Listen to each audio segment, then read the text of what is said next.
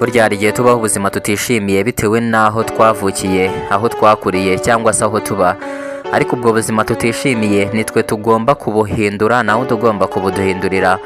Banza wumve neza iyi nkuru. Njyewe ndi niyo Daniel, nkuhaye ikaze. Niba uri mushyashya cyangwa se uri usanzwe ariko utarakora subscribe, nagusaba kureba handitse subscribe ukahakanda, ugakanda no kunzogera kugira ngo tujye tubana. Tudatinze rero, reka tubanze twumve inkuru yacu uyumve neza kugera irangiye, turaza kugarukana nyuma n'isomo. Igihe kimwe hariho umugabo. Uwo mugabo yari yarabaswe no kunywa inzoga, yanywaga inzoga nyinshi. Yaje kubyara abana babiri, abyara abana babiri b'impanga. Umwe amwita Sam, undi amwita Tom. Mu rugo rwabo hahoragamo akajagari ndetse n'ibibazo byaterwaga n'uko se yanywaga inzoga nyinshi. Abo bana baje gukura, ariko bakuze bombi bakurana imico itandukanye. Buri umwe yakuranye imico ye itandukanye n'iy'undi. Uwo bita Sam yakuze anywa inzoga nyinshi, yarabaye addicted n'inzoga. Ubwo abantu baramubazaga bati se Sam, kunywa inzoga ni ukubera iki? Akabasubiza ati njye nakuze mbona data anywa inzoga, ntabwo njye nari kubihindura, rero nanjye nagombaga kubaho nka data, nanjye nkanywa inzoga. Ariko Tom we byari bitandukanye cyane, we ntiyigeze akoze ikintu bita inzoga mu kanwa ke. Ubwo Tom baramubazaga bati se Tom, wowe kutanywa inzoga ni ukubera iki?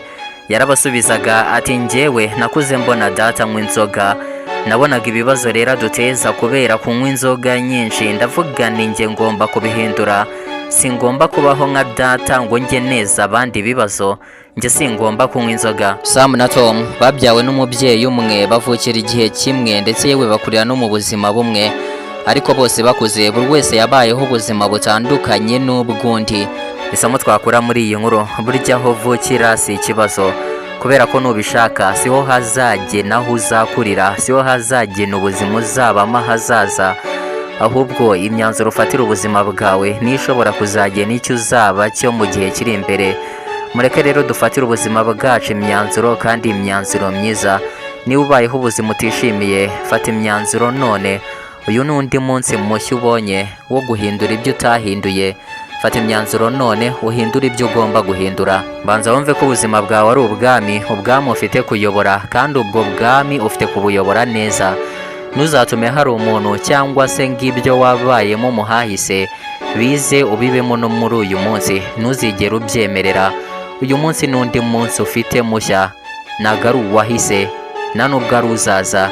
Nukora neza uyu munsi, ahazaza hazagenda neza. Ubuzima bwawe ni ubwami, uri umwami mu bwami bwawe. Fatira imyanzuro ubwami bwawe, ufate imyanzuro nk'umwami.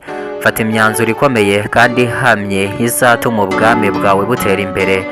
Ubuzima bwawe ni wowe ufite kubuyobora, buyobore kandi ubuyobore neza. Ubufatire imyanzuro, kandi imyanzuro myiza izabuganisha heza.